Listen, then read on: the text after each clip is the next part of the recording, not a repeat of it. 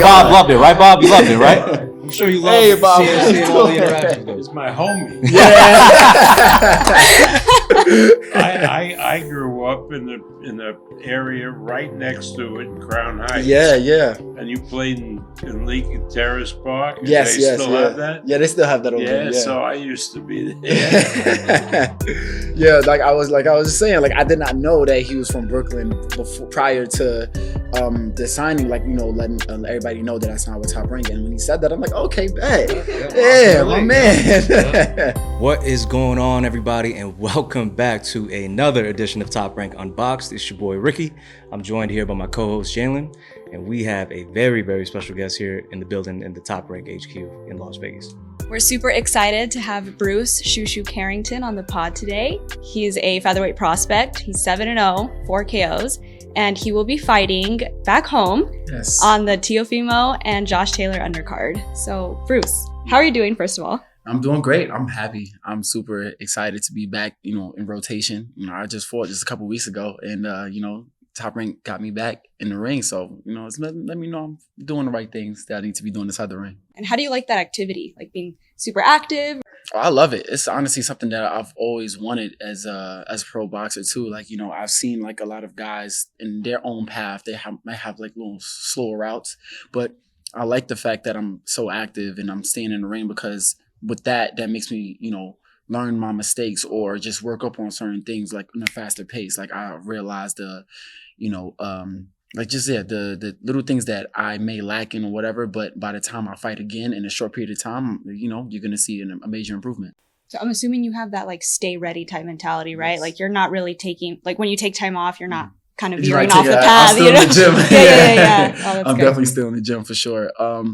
Especially being around guys like, Kay and, Nico and stuff like that. And just being in Vegas, to be honest, for sure. It's like you're always in training camp when you're in Vegas and stuff like that. So new guys coming in and out of camp, it's just like me as a person, I always want to challenge myself and want to get that work from all these different type of people anyway. So yeah, I'm always in the gym.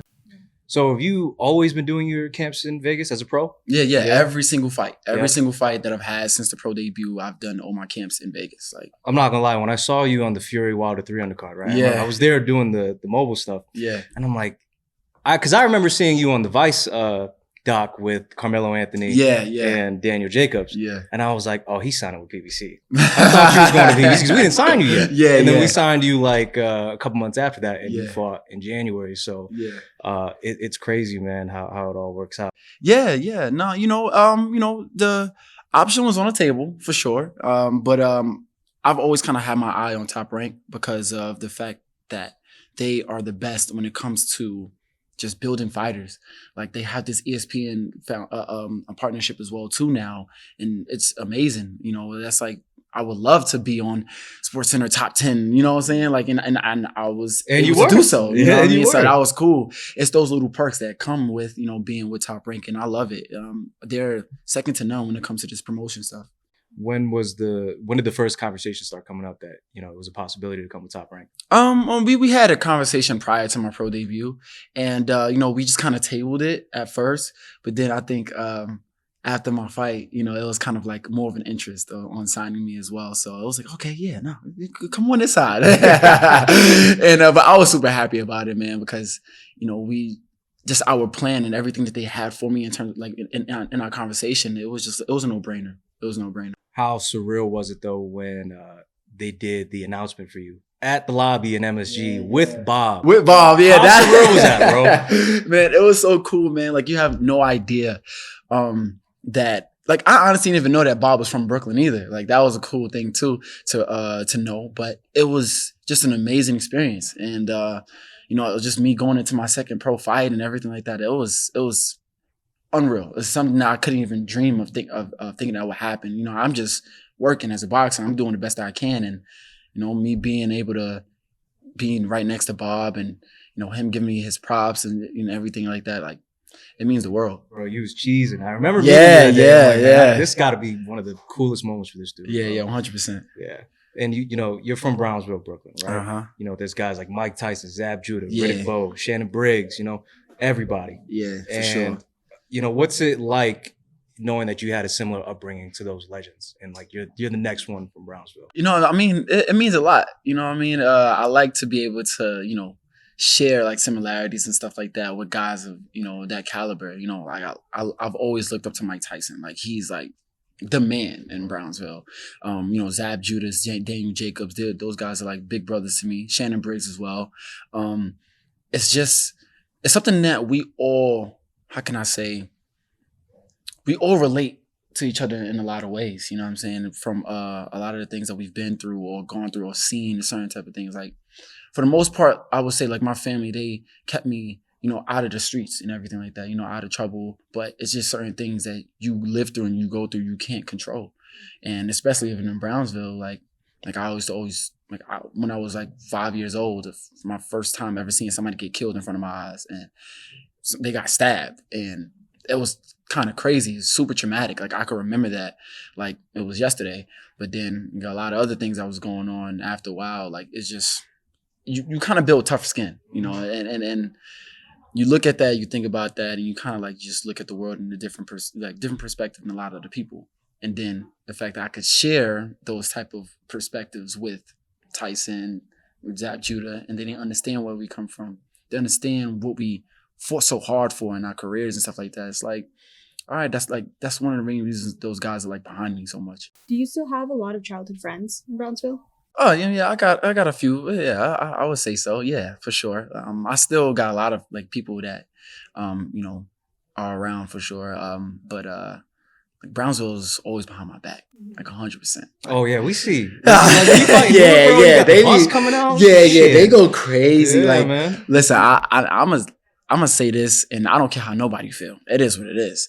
Me, I feel like I have the best like fan base in any prospect in the game. Like, I agree. Yeah, because when you fight at in like New York, right? When you do the theater, and you might be like middle of the night. It's so loud in there for you, bro. Like when you take the towel off. And shit, damn. Yeah, they like that. That's But yeah, man. I think when it really hit me when I fought Adrian Leyva. This is probably like my fourth fight, and it was my second fight in the Garden, and I had like the Knicks colorway, you know, with the orange and blue, and yo, it was crazy when I fought, and when they would announce my name and I took the towel off, the ovation was like, I wasn't expecting it. Yeah. I was not expecting it, and I was like, yo, that's crazy. It gave me goosebumps. And I'm like, all right, bet. Let's keep this train rolling. Let's keep it going. So, like my Brownsville, the people out there, they just hype me up so much. They keep me, you know, super motivated and everything, man. And I just can't thank them enough. Like honestly, I wouldn't be who I am if it wasn't for them. Is it really small, Brownsville? Like, is it one of those things where everyone kind of knows each other? It's pretty populated. So I mean, but a lot of people do know each other, I would say. So like my parents, I feel like in my parents' generation, their age, like they know each other more than my generation would know each other, to be honest. Like you would meet this person and that person, like, that's my cousin is this and so and so. So it's kind of like that. But yeah, Brownsville, I would say it's pretty small in terms of like, you know, the size, but it's super populated. So it's like you can't really like. It's big in population, but small and like that. I'm thinking on my block where I grew up, there's 8 buildings, 16 floors in each building, and probably like 8 apartments on each floor with full families. It's crazy. So it's kind of, you know, and that's one block. Word. So, you know, when you was back in New York, you came up in the Atlas Cops and Kids gym. With, the likes of Richardson Hitchens, Chris Colbert. Yeah. What were those amateur days like? Oh man, what? Man, when I tell you our gym, bro, was the gym to be. I've like, heard stories. What? What? We had the best of the best coming out of there. Like, we used to always go to national tournaments, and like we would come back with the #1 first place team trophies, like year after year. Like we were Sosa crew, yeah, man. Like, you know, it was just something. It was a time to be alive out there. You know what I mean? So I feel like at that point, like we were just at the top of our games in the amateurs, and it was so dope. And guys like, you know, Richardson Hitchens, Chris Colbert, like we was all just always push each other. We was super competitive with each other, and even though just asking different questions like how you do this, how you do that, try to take things from one another, and we just worked on just being the best fighters we could be each and every day. It was super fun. You got any crazy stories from those days? What's the craziest shit that happened? Like on the road, in the gym. Like I know there's something, bro. There's got to be something. I mean, I ain't gonna lie. We used to have this little initiation thing with the new guys coming into the gym. Yeah, like we used to try to every new guy we used to just like beat him up, put him in the locker, and have him stay in the locker. That's some like football and basketball shit. Yeah, we used to do stuff like that. It used to be hilarious. We used to just punk them and all this, like, you know, this little fun stuff like that, but nothing too crazy. We was never out of control. It was just we just always came in the gym, did what we had to do, and got up out of it. Yeah. How often were you like? Because I know Shakur was coming up in Newark, so like, did you? I know him and Richardson Hitchens have a good relationship. Yeah. You guys all kind of cross paths since you guys in the tri-state area? Oh, for sure. See, I started boxing before Chris Colbert and Richardson Hitchens. You know what I mean? So I ran, you know, I fought Shakur in the amateurs as well too. Yeah, we fought like twice. He got me. You know what I mean? But yeah, like we sparred plenty of rounds and stuff like that as well too. Like we right there in New Jersey, New York, brothers and sisters right there, just, you know, across the water.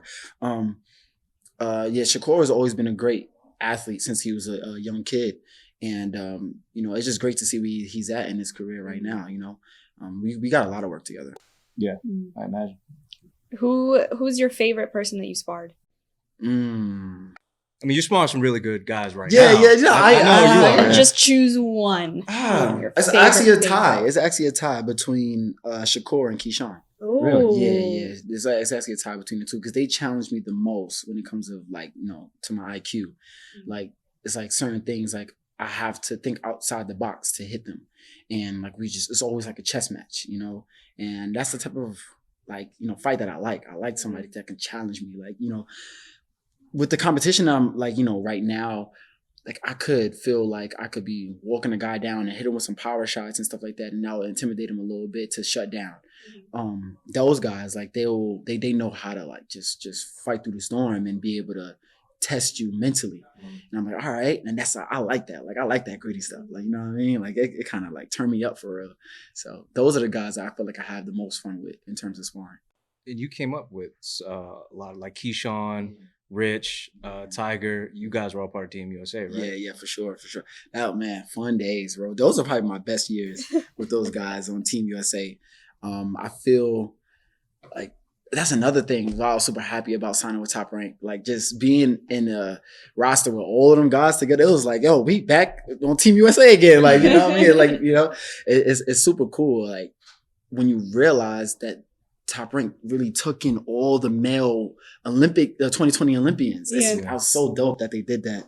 And we were all like brothers. We came up like being in the OTC, in the Olympic Training Center, like just living with each other, sharing rooms, and just going all across the world and just pushing each other day by day. Like we built such a brotherhood, and it's like no other. So all of the stuff that you see like now, like I think on the last fight with Shakur and Yoshino, in a press conference, if you see how much fun we were having. That was honestly my favorite part of the entire week, just to see that camaraderie.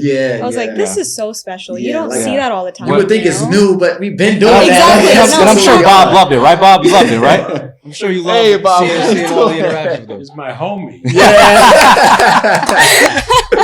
I grew up in the area right next to it in Crown Heights. Yeah. And you played in Lincoln Terrace Park? Yes. They still have that? Yeah, they still have that over there. Yeah, so I used to be there. Yeah, like I was just saying, like I did not know that he was from Brooklyn prior to the signing, like, you know, letting everybody know that I signed with Top Rank. And when he said that, I'm like, okay, bet. Yeah, my man. Where did you go to high school? Teachers Preparatory, and that's like on Bristol, and it's on Bristol, yeah. It's a new school. Yeah. It was I think it was called Redirection or something like that. Mike Tyson went there as well too. Yeah, I went to Erasmus. Okay, E Hall. Yeah. He went to Erasmus Hall. Yeah. I like E Hall. I know some people from there as well too. Damn, man. Bob was creeping up on you behind. Yeah, right. Trying to set it up. Yeah. Oh man, but that's got to be great knowing that you know, you got the support of Bob. Yeah, man, 100%. Legendary promoter. He's the man. All I just do is let's say if I post a picture of me and Bob, I just put hashtag Bob knows. He just knows everything. He knows what's up. Bob knows what's up. Bob, how do you feel about Shu Shu being, you know, the next great fighter out of Brownsville? Well, that's great. I mean, terrific. Why just Brownsville, Brooklyn? Yeah, I mean, yeah, whole that's right. Brooklyn, That's right. You know, That's right. everybody in Brooklyn loves their home guys, so we got one here, and I'm very excited about it. So when did you turn vegan? Yeah, I was going right at When did this happen? So You always did. just a correction, I'm not vegan. Oh, I'm on a plant-based diet. I just adopted their diet. I don't want to, disrespect the culture and like that, because I'll still wear leather. I'll still wear animal fur and stuff like that. You guys still might see me in that. I don't want to, label myself as a vegan. Plant-based diet. And I've been on a plant-based diet for about like 5.5 years now. Wow. Yeah. Me and my dad actually started together, and we watched this Netflix movie called What the Health. And I think the main thing that made me turn into the plant-based diet was the fact that I didn't like how the pharmaceutical companies and doctors, how they hustle you out of your life. Like they don't, when you're feeling ill, you're feeling sick or something, like you have a disease or whatever, they don't give you the cure. They give you a treatment. Yep. So you can keep going back to the hospital, and that's how they make their money, So I didn't like that. It is I'm like, no, I'm going to go, straight to the herbs and everything like that to make sure that my body is clean and 100%, ready to go when it's time for me to fight and everything like that. And ever since I've adopted the diet, I've been in the best shape of my life. What type of? I'm not too familiar with it. I just know the generic stuff. What's the type of things you're eating on the regular? I mean, well, I like a lot of rice dishes, like rice and beans, or let's say if you a quick grab and go, little Chipotle, bowl. But they have a lot of different vegan options. They have these vegan burgers that I like to make a lot.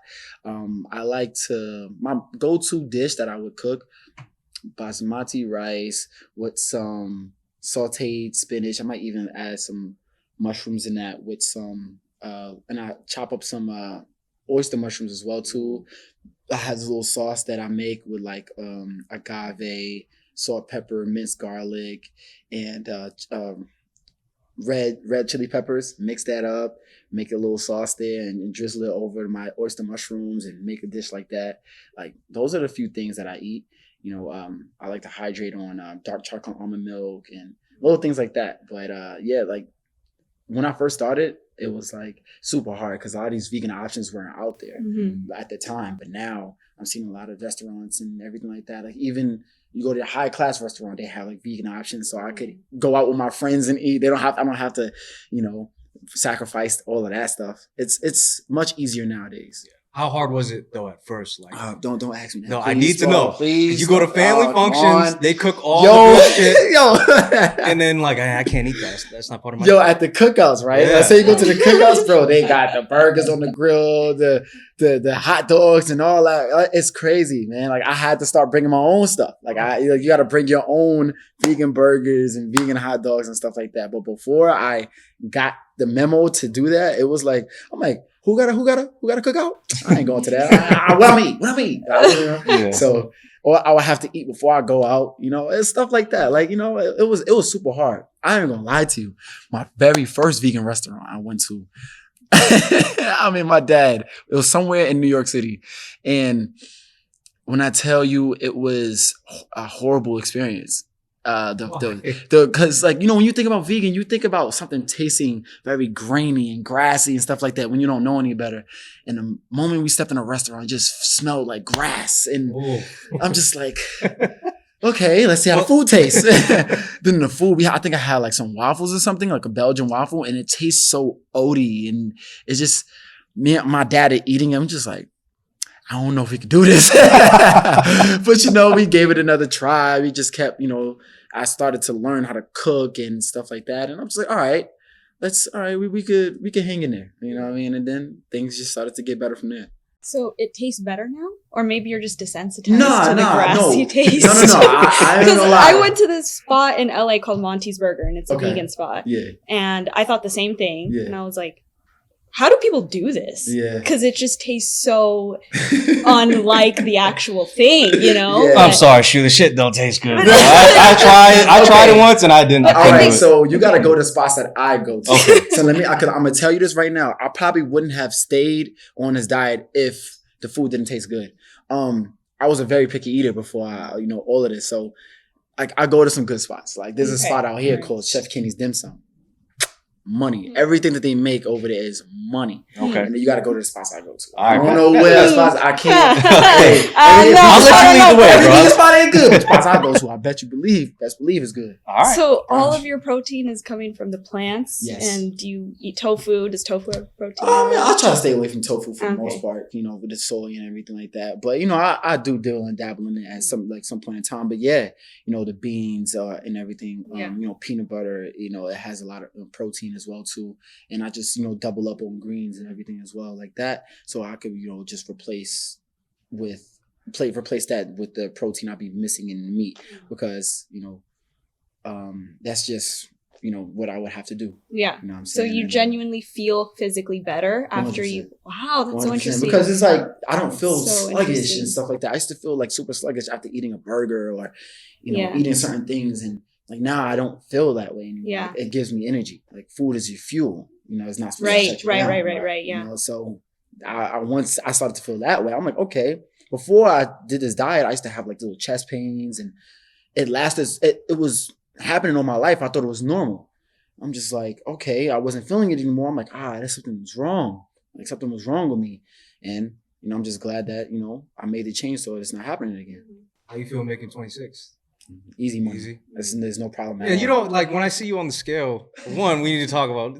You be putting on they be ranking the shit out of you. All the guys be like, "Hey, bro, chill with the baby." No, my fiance is the grease girl. You know what I mean? She's the grease girl over there. Yeah, she Oh, my blathered me up. You know what I'm saying? That's so putting it on me. No, it's great. It's great. It's so funny because the guys will be in the back and they're like, Oh. "All right, Shu, save some of the baby for some of us." Yeah, it's that diamond oil, man. We got new shipments and packages coming out, man. The Shu Shu's diamond oil. Wait, is it baby oil or is it that? No, it's Alba actually just something? Vaseline. Yeah. It's Oh, Vaseline. it's Vaseline. Yeah, it's so funny. Me and my dad, we actually went through what would look better, what will work better, like what has a better consistency and the shine, and how like not to look too oily. So we did baby oil, didn't work too much. We did Albaline. No, it's cool, but it's not there yet. Vaseline, it did it. It was right on the money. So, but yeah, man, I just like it's it's a sports entertainment. Yeah. Yeah. You're a showman. Have some showmanship. That's a little bit of what I do when I'm doing these weigh-ins. Yeah. It seems like you do lean into that part of the sport as well, like the showmanship and all of that, and you recognize that it's important. Yeah. And how do you feel about tapping into that entertainer side of you? Like, is that really who you are? Do you feel like you kind of put on a mask sometimes? No, I feel like I'm made for that. Yeah. Yeah, I feel like I feel like I ain't gonna lie to you. My dad kind of groomed me into it. Since I was a little kid, I always kind of had a personality and a voice and everything like that. You go check out my interviews when I was like little, and I used to keep getting called back from by popular demand to do interviews all the time at that time, and then he just built up my confidence since then to be able to do what I do in the ring in terms of showmanship and everything like that, and becoming an entertainer. I'm made for that. This is just like what you see is me. It's not a mask, nothing like that. This is my personality that's within myself. How do you feel like your dad upped your confidence?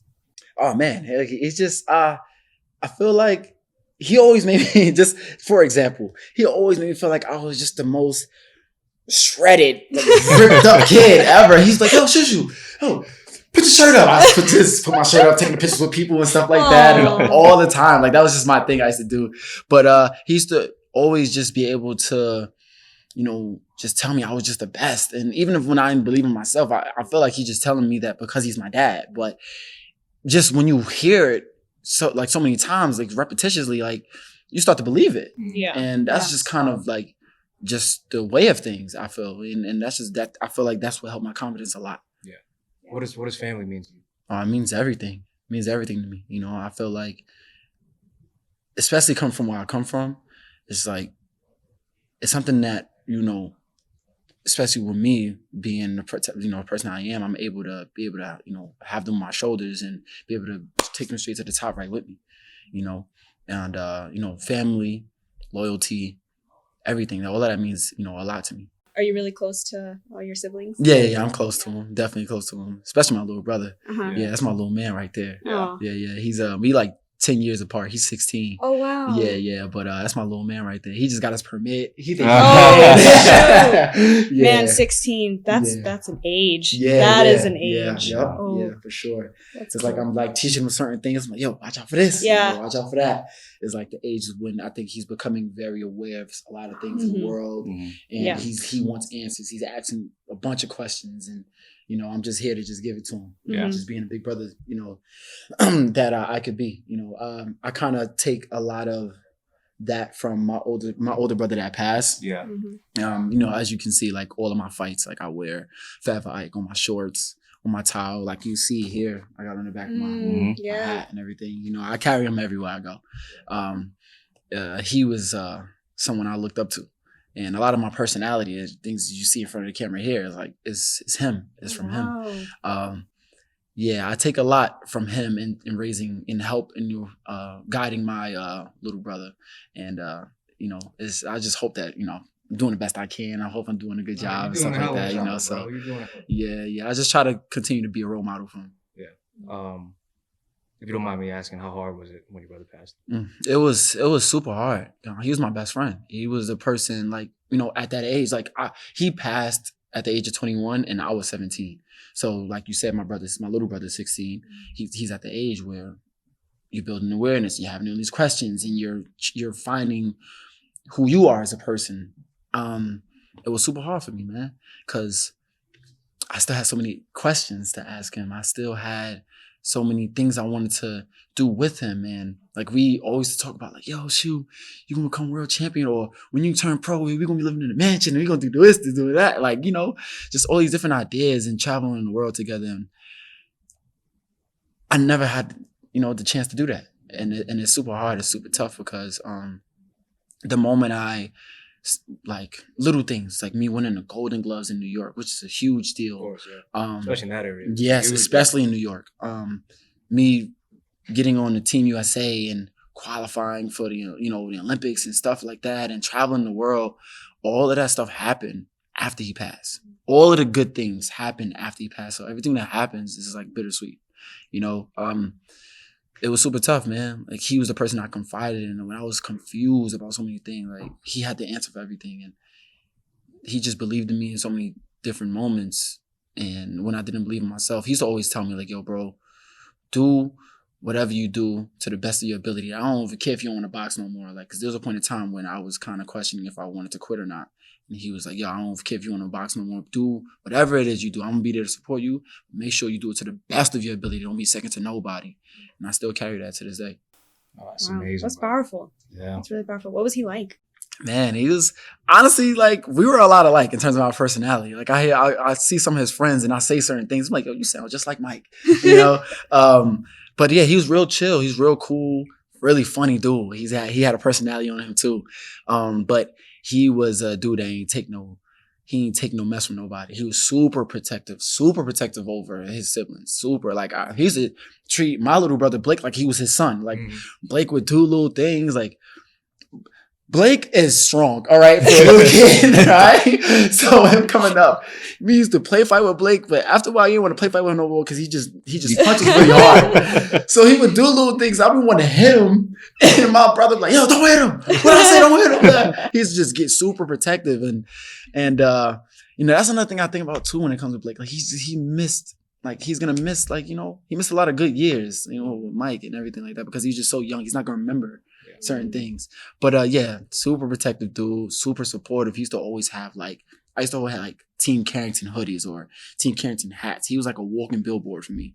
Just bragging to his friends, like, yo, listen, I'm telling you, he gonna be the best. I don't care about nobody else. He gonna be the best in the world, I'm telling you. And all of his friends, they're still the friends I haven't even met yet in person, they hit me in my DMs like, yo, Mike told me you would get here. Like, you on ESPN, you on TV. He told me. And I see you going so much further than that. And, it's just a good thing that he, to know that he just believed in me so much. Oh, that's amazing to have that support. Yeah, that must feel so surreal. For his friends to reach out to you like that. And that's crazy. Yeah, it's crazy. To this day, I still get different messages from him. That's dope, man. So I got to ask, now that you're starting to get into this place, you're a person of interest, you're a pro athlete, what's your downtime look like? I mean, man, if I'm not in the gym, I just, I go to the movies, just chill at home with my fiance, just, I go a little shopping here and there, a little something like that, but nothing too crazy. I'm real chill, real laid back, I like to watch a lot of videos on cinematography and stuff like that as well too. Oh, Shu's a creative on the low. Yeah, low key, yeah. Because I want to get into acting. I really do. Yeah. I could totally see that. Yeah. I want to get into 1,000% acting. see that. Been on the camera since he was a kid. Yeah, no, but your presentation, the way you carry yourself, I could totally see you as an actor, thank for you. sure. Appreciate that. Yeah. I definitely want to get into some little roles here and there. There's actually a movie coming out. I think it's called The Featherweight. It's a movie on Willie Pep. You did that. You know what's funny? You shot that at one of the old gyms I was trying to over in Hartford. Yeah. Okay. Yeah. Oh, look at you. I saw photos of that because my gym was posting on Facebook. Like, Shu Shu Carrington. Yeah. It was before you signed with Tom. Yes, right? before I signed with them. Yeah. So it was such a dope experience, and that should be coming out sometime next year. So I got like a little roles, like sparring Willie Pep and stuff like that, and it was fun. And I really look forward to getting to bigger roles as time goes on. So what are some of your other favorite movies? I love the Marvel Cinematic Universe. Oh, I'm a Marvel dude. Talk my language. Yeah.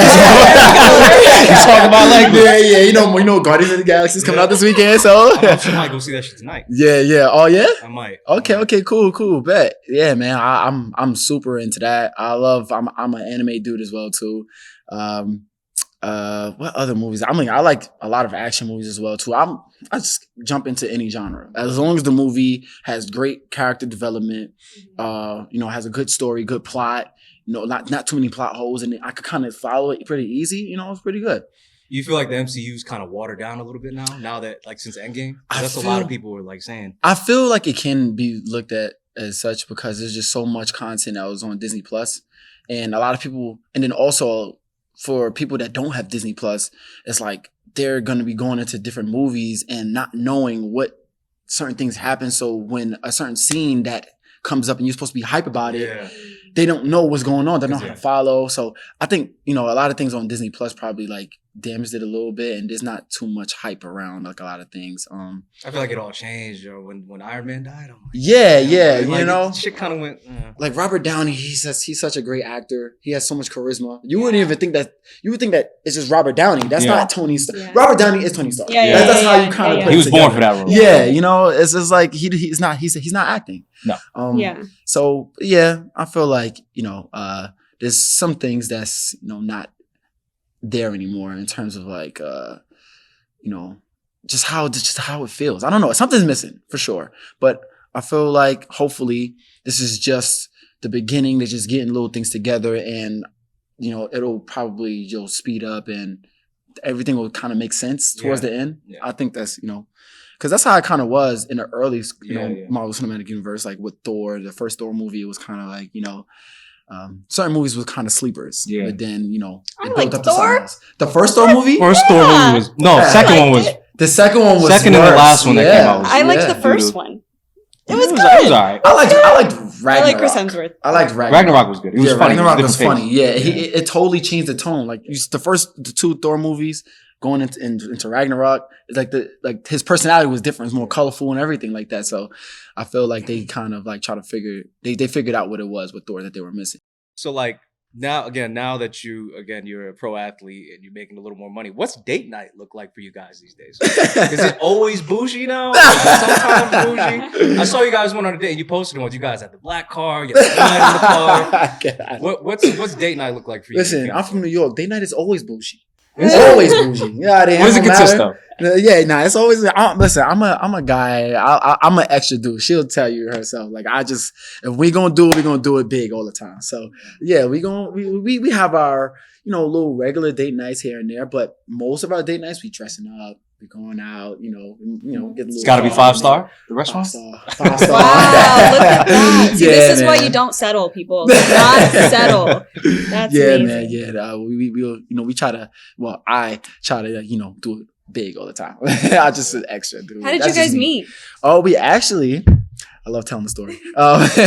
We actually met in high school.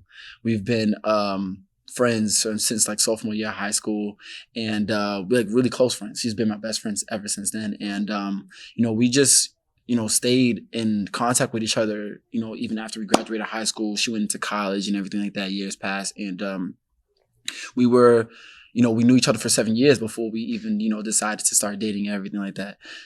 I'm gonna embarrass her a little bit. She was the it girl in school, man. It girl. Like when I tell you, like she'll walk the hall so humble, though, right? Super humble, and everybody was just like all the guys. They didn't know what to say to her. They didn't know how to approach her. They have all the confidence in the world for anybody else. But when it came to her, it was different just because the aura that she carried and like just the maturity that she had. And me.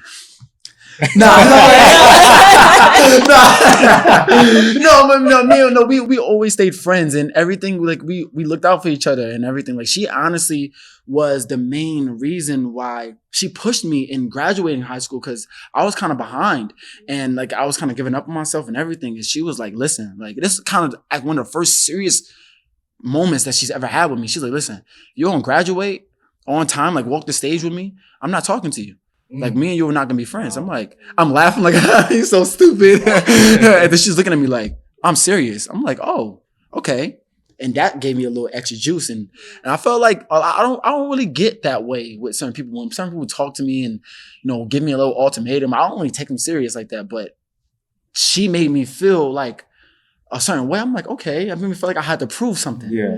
And I took that. I'm like, dang, like it takes a certain special person to make me feel that way. That's So, yeah, and then after 7 years, like we just gave it a try and, we're here today. Well, before we let you go, because we know you got to enjoy the rest of your day, I need you to open that gold book right there. The gold book? Open that. Okay. There's a bookmark there, and I need you to open it and then show it to the camera. Show that to the camera, Shu. I need. Yeah, this is funny. How old were you in that? I need to know. Where did you get this? It's in Todd DeBuff's office, and we were just going through it one day, and we found it. I'm like, that's Shu Shu. How old were you in that book? I would say, don't laugh. I would say I was about 14, 15. Was that at Gleason's or was that Atlas? That's at Gleason's? Yeah. This is at one of Do you remember that, Shu? Locations. Yeah, I definitely remember this. I'm trying to remember what. It was a media workout. Mm-hmm. I can't remember whose it was though. And this is kind of the thing that me and my dad used to do. We used to always go into, media workouts, press conferences, weigh-ins, and just show ourselves. We wanted to be familiar to the camera, familiar to the promoters back in the day, like all of the time. And just to let everybody know, like, I'm just not just, you got to see me now, but I've been around. Yeah. And I used to always just carry my belts and stuff like that. I want to take pictures and whatnot. Like, oh, who's this kid? Like, what's those belts mean? Is that WBO? That's awesome. So yeah, we always kind of like had a thing. So we always wanted to build a name for ourselves since I was a little kid. And now look at you. You were top ranked. Yeah, and how funny is it that it is literally in the president's office? That is top crazy. That is that crazy. part of history. I was not expecting that. Yeah. Your reaction was awesome. That was so priceless. But, that is funny. Yeah, before we let you go, we wanted to give you a final word to the camera for your fans and everybody out there. Yeah, man. June 10th, under the Teofimo Lopez Josh Taylor fight, you guys will see me on ESPN Plus. And if you guys want to be able to be in the seats, be in the presence, you guys can go ahead and hit my hit the bio and hit the ticket link in my bio. You guys can go ahead and that's on my Instagram, Bruce_Carrington. My Twitter, B_Carrington1. You guys gonna be ready to see a good show. And I'm going to present a crowd pleasing performance like every time. Ladies and gentlemen, Bruce Shu Shu Carrington.